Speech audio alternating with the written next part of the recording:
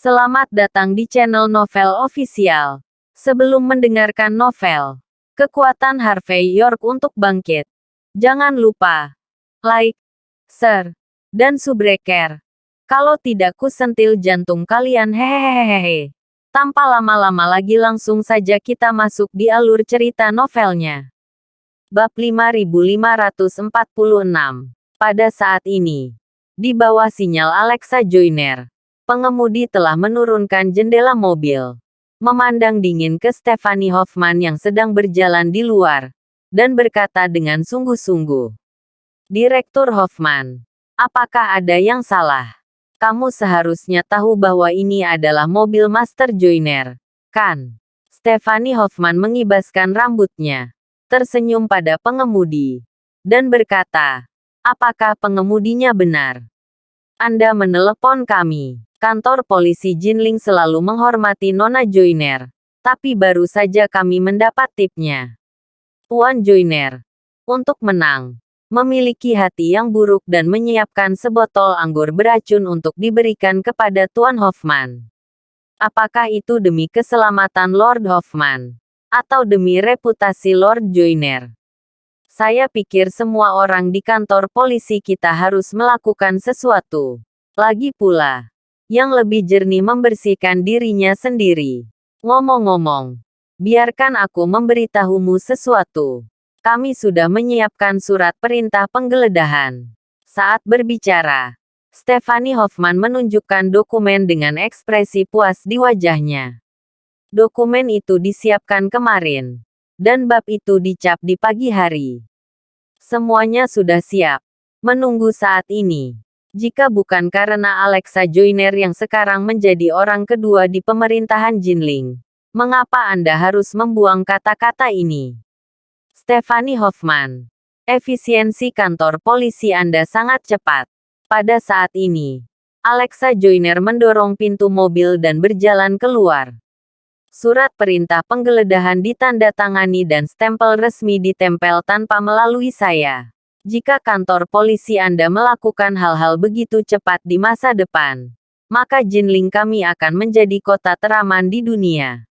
Kelopak mata Stephanie Hoffman sedikit berkedut saat Alexa Joyner mengatakannya, dan rasa malu melintas di wajahnya. Segera setelah itu, dia berkata dengan ringan, "Tuan penggabung, hal semacam ini pasti telah dilaporkan kepada Anda. Tapi karena itu melibatkanmu, menurut aturan dan hukum raja, kita perlu melakukan hal-hal khusus. Sekarang, tolong bekerja sama dengan penyelidikan kami. Jika kamu tidak bekerja sama, jangan salahkan kami untuk hal-hal berikut." Saat berbicara, Stephanie Hoffman juga melambaikan tangannya, menyebabkan lusinan detektif di sekitarnya bubar, masing-masing dengan ekspresi yang benar dan menakjubkan. Bagi yang belum tahu, kebanyakan dari mereka akan mengira Stephanie Hoffman adalah langit biru Jinling. Alexa Joyner harus mengatakan sesuatu yang lain. Tetapi Harvey York juga berjalan turun pada saat ini, tersenyum sedikit, dan berkata, "Master Joyner, karena direktur kami Hoffman telah mengeluarkan surat perintah penggeledahan. Kalau begitu menurut aturan, dia bisa melakukan pencarian yang terbuka dan jujur. Kami berdua dari pemerintah, dan kami harus bekerja sama. Hanya saja, saya pikir itu untuk kepolosan kita atau untuk hal-hal lain. Kami akan merekam seluruh proses pencarian. Bersikaplah adil dan terbuka." Mendengar kata-kata Harvey York, Alexa Joyner sedikit mengangguk. Di sisi lain, Stephanie Hoffman tertegun sejenak, seolah-olah dia tidak bisa membayangkan bahwa Harvey York benar-benar akan mengatakan hal seperti itu.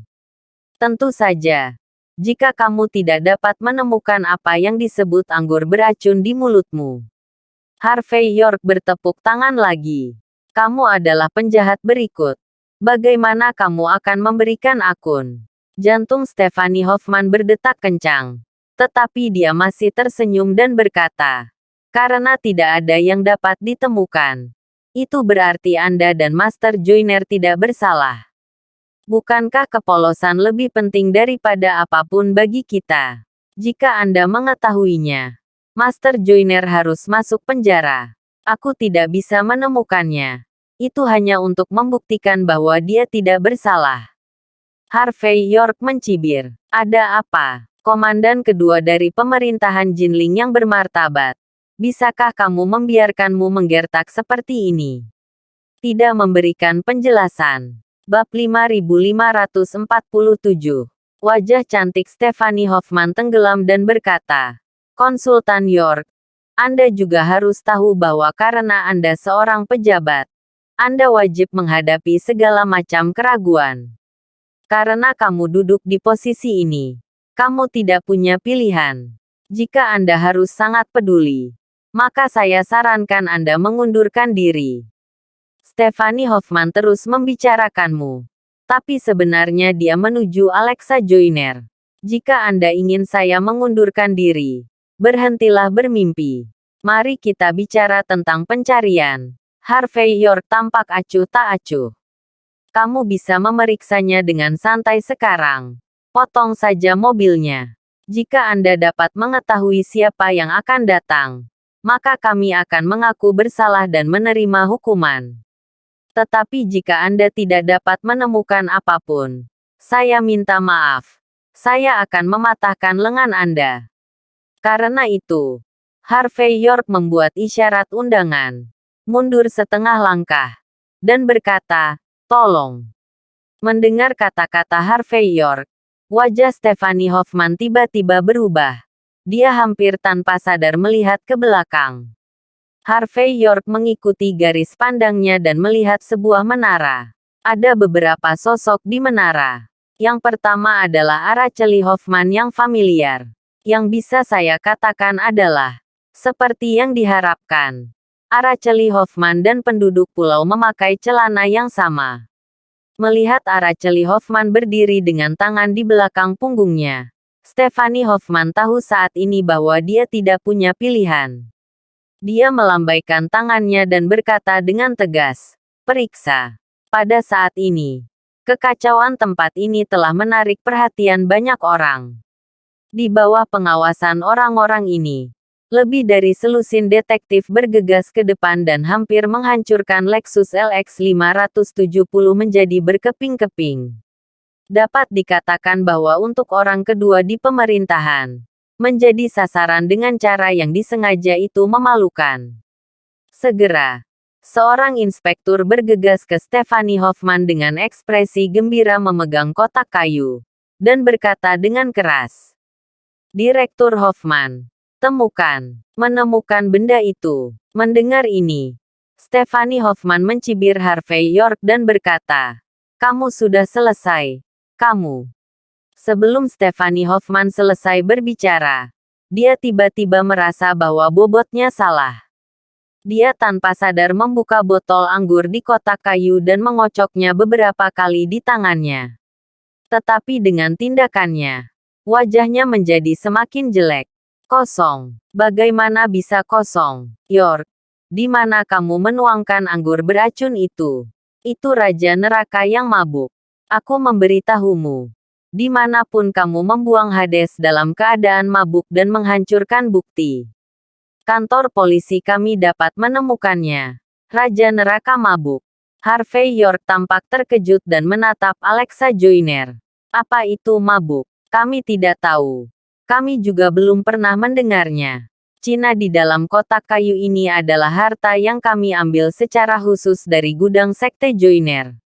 Di dalam kosong. Bukankah kamu mengatakan bahwa kami menyiapkan anggur beracun di sini? Dan kemudian menemukan bahwa kamu sedang mencari. Jadi kamu meminum anggur beracun itu sendiri. Omong kosong. Oke. Aku belum menemukan bukti. Haruskah Anda memberi kami penjelasan? Alexa Joyner juga memiliki ekspresi dingin di wajahnya saat ini. Dan berkata, Stephanie Hoffman, jika Anda melakukan kejahatan berikut, Anda akan bertindak sembrono dan menyalahkan. Orang sepertimu tidak cocok untuk terus duduk di posisi ini. Saya mengumumkan bahwa Anda sekarang akan diberhentikan dan diselidiki. Wakil Anda, Juan Joyner akan mengambil alih semua urusan sehari-hari kantor polisi Jinling. Jika itu diverifikasi, kamu tidak bersalah. Kalau begitu, kamu bisa dipulihkan. Jika kamu bersalah, maka aku minta maaf. Kamu tidak harus keluar dalam hidupmu. Bab 5548. Tubuh halus Stephanie Hoffman bergetar. Dan kemudian dia meraung. Alexa Joyner, kamu memanfaatkan situasi untuk menekan. Kamu mengambil kesempatan untuk merebut kekuasaan. Saat ini, ekspresi Stephanie Hoffman sulit dilihat secara ekstrim. Dia percaya bahwa karena Araceli Hoffman mengatakan itu pada dirinya sendiri, maka Raja Neraka pasti ada di dalam botol. Aku hanya tidak tahu bagaimana Harvey York menghadapinya. Tidak bisakah dia benar-benar mabuk? Masalahnya, bagaimana orang normal bisa memiliki kemampuan untuk meminum racun secara langsung? Apalagi sekarang Alexa Joyner mengambil kesempatan untuk menyerang. Konsekuensinya juga sangat serius. Stephanie Hoffman sangat menyadari perilaku kantor polisi. Selama dia benar-benar masuk, dia pasti akan diselidiki. Bahkan jika Anda tidak pergi ke dasar penjara, Anda tidak akan ingin kembali ke posisi ini di masa depan. Dan keluarga Hoffman pasti akan meninggalkannya. Sampah tak berguna ini. Memikirkan hal ini, Stephanie Hoffman hampir tak terkendali mengeluarkan senjata api di pinggangnya. Dia langsung membuka asuransi dan meletakkan senjata api di dahi Harvey York. York, katakan. Kemana perginya Raja Neraka? Jika kamu tidak mengatakannya, aku akan membunuhmu secara langsung. Retakan. Harvey York tidak sopan, tetapi memegang tangan kirinya langsung di pergelangan tangan kanan Stephanie Hoffman, lalu memutarnya secara langsung. Dengan suara patah tulang, Stephanie Hoffman mengejang kesakitan dan jatuh langsung ke tanah, terus-menerus berkedut. Setelah Harvey York menendang senjatanya, dia melangkah maju dan mematahkan tangan kiri Stephanie Hoffman. Apa? Stephanie Hoffman hampir menangis. Bukankah kamu mengatakan bahwa kamu hanya memotong tanganku? York, kamu tidak etis. Harvey York berkata dengan acuh tak acuh. Awalnya itu tangan. Tetapi Anda mengarahkan senjata api ke dahi saya. Tentu saja itu adalah kejahatan ditambah satu. Kan? Saat berbicara, Harvey York menendang Stephanie Hoffman ke sisi jalan. Sekelompok besar orang menatap pemandangan ini dengan takjub. Dan selusin detektif menatapku dan aku menatapmu. Mereka tidak tahu harus berbuat apa dengan pemandangan di depan mereka. Adapun personel keamanan keluarga Hoffman, mereka ingin campur tangan. Tetapi pada akhirnya mereka mundur. Karena Harvey York sudah meminta pengemudi untuk merekam seluruh proses. Dalam keseluruhan proses, Harvey York menjelaskan alasannya. Saat ini, jika dia tidak bisa bergaul dengan Harvey York, dia hanya mencari masalah. Alexa Joyner mengeluarkan ponselnya dan memutar nomor. Juan Joyner, bawa seseorang untuk membawa Stephanie Hoffman pergi. Mulai sekarang, kamu bertanggung jawab atas semua urusan kantor polisi. Saya ingin Anda menyelidiki segala sesuatu tentang Stephanie Hoffman, sepotong demi sepotong. Mendengar ini, semua orang tahu bahwa Stephanie Hoffman sudah tamat. Ayo pergi. Harvey York mengabaikan tatapan semua orang, memberi isyarat kepada pelayan Alexa Joyner untuk memegang hadiah, dan kemudian berjalan ke Hoffman Mansion bersama Alexa Joyner. Pada saat ini, melihat menara tinggi, Araceli Hoffman telah menghilang. Harvey York dan rombongannya datang ke gerbang Hoffman Mansion. Dan pada saat ini, beberapa pria dan wanita dengan kostum tradisional juga muncul. Pemimpinnya adalah seorang biarawati Tao setengah baya, yang tampak abadi dan memiliki bau cendana di tubuhnya. Banyak orang dapat merasakan sekilas bahwa dia pasti terlahir sebagai orang yang membaca kitab suci untuk waktu yang lama. Di kedua sisi biarawati tahu setengah baya ini, berdiri seseorang yang tampak akrab dengan Harvey York. Di sebelah kiri adalah murid paviliun medis abadi, Amanda Holitz, yang kalah dari dirinya sendiri di toko batu judi dan harus pergi ke tempatnya untuk menjadi budak dan pembantu. Di sebelah kanan adalah tunangannya, Tanah Suci Seni Bela Diri, putra tertua dari Villa Merak di Tengah Su, dan angin musim gugur dingin. Yang bisa saya katakan adalah, itu benar-benar di mana hidup tidak bertemu. Melihat Harvey York muncul, ekspresi Amanda Holitz dan Thomas Lasaren tenggelam secara bersamaan. Kemudian Amanda Holitz berbisik kepada biarawati tahu setengah baya, "Tuan, ini orangnya." Bab 5549. Mendengar kata-kata Amanda Holitz, biarawati tahu setengah baya dengan pengocok di tangan berbalik, dan tatapan acuh tak acuh jatuh pada Harvey York. Kemudian dia sedikit mengernyit dan berkata, "Apakah kamu Harvey York yang berani?"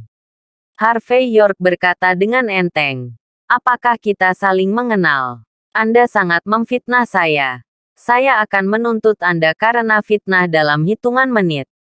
Mendengar kata-kata Harvey York, biarawati tahu setengah baya itu berkata dengan ringan, "Orang-orang muda benar-benar tidak tahu seberapa tinggi langit. Menuntut saya karena pencemaran nama baik. Apakah kamu tidak tahu siapa aku?" Harvey York cemberut dan berkata, "Apakah saya perlu mengetahui identitas setiap kucing dan anjing yang saya temui di jalan? Kalau begitu aku tidak boleh kelelahan." Wajah biarawati tahu setengah baya itu tenggelam. Sebaliknya, Thomas Lasaren maju selangkah dan mencibir, "York, beraninya kau menghina Nyonya Angela Holitz. Apa salahmu? Tuan Angela Holitz bukan hanya salah satu dari 4 tetua paviliun abadi medis. Dan dia juga saudara perempuan Lord Gaspar Hoffman, bibi Tuan Muda Araceli Hoffman, Direktur Kantor Polisi Jinling, Stephanie Hoffman, juga diajari olehnya, menuntut Angela Holitz karena terlalu memfitnah. Apakah kamu tidak takut masuk penjara sendiri, Nona Angela Holitz?" Mendengar identitas pihak lain, wajah Alexa Joyner sedikit tenggelam. Jelas mengetahui bahwa guru Angela Holitz ini pasti sulit untuk dihadapi. Di sisi lain, Harvey York berkata dengan enteng, "Saya tidak peduli apakah Anda Mrs. Angela Holitz atau Mrs. Amanda Holitz. Jika Anda berbicara omong kosong, saya bisa menuntut Anda." Ketika Amanda Holitz mendengar kata-kata Harvey York, dia langsung menjadi marah. "Harvey York, bisakah kamu berhenti berpura-pura? Sudah kubilang, Direktur Kantor Polisi Jinling adalah kakak perempuanku Stephanie Hoffman. Pergi ke dia dan menuntut tuan kita untuk pencemaran nama baik. Apakah kamu sakit jiwa, Komandan Kantor Polisi?" Harvey York tersenyum sedikit. "Berita Anda benar-benar diblokir. Apakah kamu tidak tahu bahwa Stephanie Hoffman tidak pernah menjadi kepala polisi sejak awal? Sekarang, kantor polisi Jinling ada di tangan sekte penggabung. Kebetulan dia juga dipecat dan diselidiki karena memfitnah saya. Saya harap Anda tidak mengulangi kesalahan yang sama. Jadi anjing yang baik tidak menghalangi. Karena itu, Harvey York bahkan tidak repot-repot memperhatikan ekspresi jelek Angela Holitz dan partinya. Sebagai gantinya, dia masuk dengan Alexa Joyner merawat dirinya sendiri. Yang mulia surgawi tanpa batas. Pada saat ini, wajah Angela Holitz tenggelam. Orang-orang muda berbicara begitu arogan dan mendominasi. Sepertinya mereka dibesarkan dengan buruk. Meskipun aku seorang biarawan sekarang, tapi aku masih punya sesuatu untuk dikatakan di keluarga Hoffman. Pada kesempatan penting seperti pesta makan malam pelantikan kakak tertuaku, bagaimana bisa seorang pria kecil yang tidak tahu etiket masuk sesuka hati? Maaf, tolong pergi dari sini. Kami tidak menyambutmu di sini. Berbicara tentang ini, Angela Holitz menunjukkan kemarahan di wajahnya. Dia sudah mengirim pesan untuk menanyakan bahwa murid kesayangannya Stephanie Hoffman memang terganggu oleh bajingan bermarga York ini. Untuk seorang biksu seperti dia, marah itu perlu. Jika saya tidak memikirkannya hari ini, saya tidak akan bertindak sembarangan di pesta makan malam tempat Gaspar Hoffman menjabat. Saya khawatir pada saat ini, Angela Holitz telah membuat langkah pribadi dan secara langsung menghapus Harvey York. Apakah kamu mendengar? Kami tidak diterima di sini. Pada saat ini, hidung Amanda Holitz bukanlah hidung, dan matanya bukanlah mata. Golden Mansion. Orang-orang dengan status hebat memenuhi syarat untuk masuk. Kamu adalah pria yang muncul entah dari mana, dan kamu tidak memenuhi syarat untuk memasuki Istana Emas. Jika udara di Hoffman Mansion mendung karena kehadiranmu, mengapa kamu harus disalahkan? Pergi dari sini. Bab 5550. Melihat orang-orang ini melompat-lompat, menuduh dengan keras, senyum tipis muncul di wajah Harvey York. Tampaknya orang yang disalahkan dan dimarahi saat ini bukanlah dia, tetapi orang lain. Dan ekspresi seperti ini jatuh ke mata Angela Holitz dan partinya. Tapi ada sedikit rasa jijik. Pada saat ini, Harvey York melirik Alexa Joyner di sampingnya dan berkata, "Tuan Joyner, saya tidak pernah percaya sepatah kata pun sebelumnya. Tapi sekarang aku percaya." Meskipun Alexa Joyner sedikit marah, dia tahu bahwa Harvey York pasti bisa menyelesaikan masalah ini. Jadi dia tersenyum dan berkata, "Apa?" Harvey York berkata dengan ringan. Kaisar tidak terburu-buru mencari Kasim. Mendengar kata-kata Harvey York, Alexa Joyner tertawa terbahak-bahak. Adapun Angela Holitz, Si Tai dan yang lainnya, wajah mereka tiba-tiba menjadi sangat jelek. "Anak itu lancang. Apakah kamu yang sombong?" Harvey York tampak acuh tak acuh. "Saya adalah penasihat yang bermartabat untuk pemerintah Jinling. Apakah ada masalah dengan menghadiri perjamuan di mana kepala pejabat Jinling menjabat?"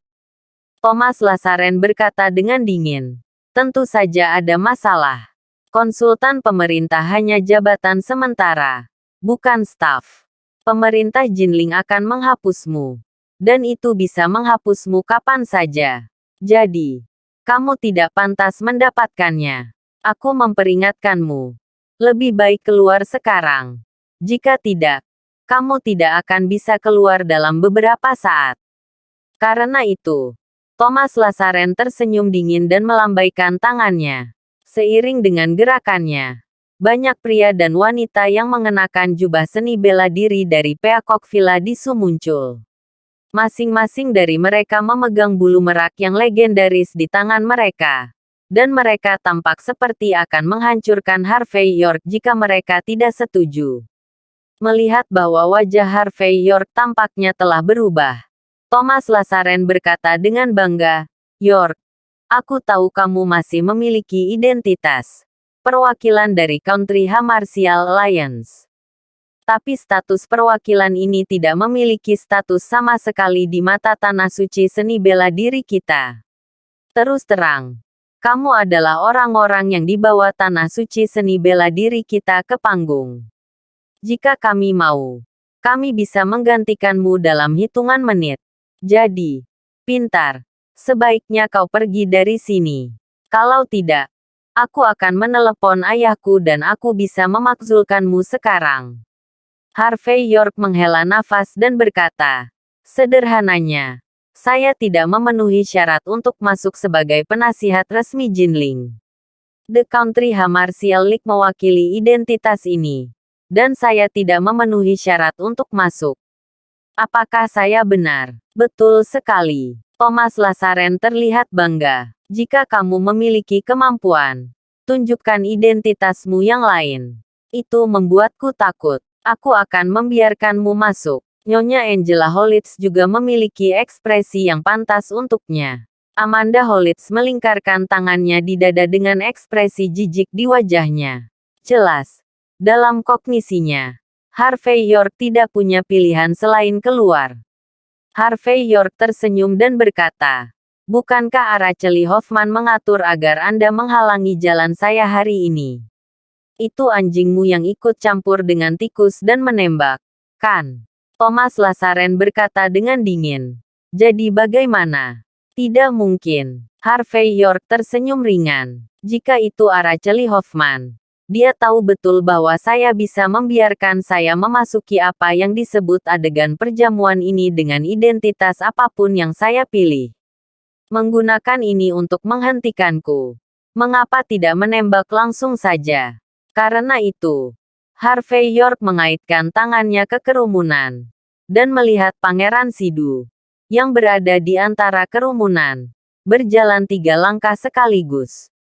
Kemudian dia tampak arogan dan berkata dengan tegas, Tuan muda, untuk terima kasih sudah menonton cerita novel Kekuatan Harvey York untuk Bangkit. Sampai ketemu lagi di cerita novel selanjutnya.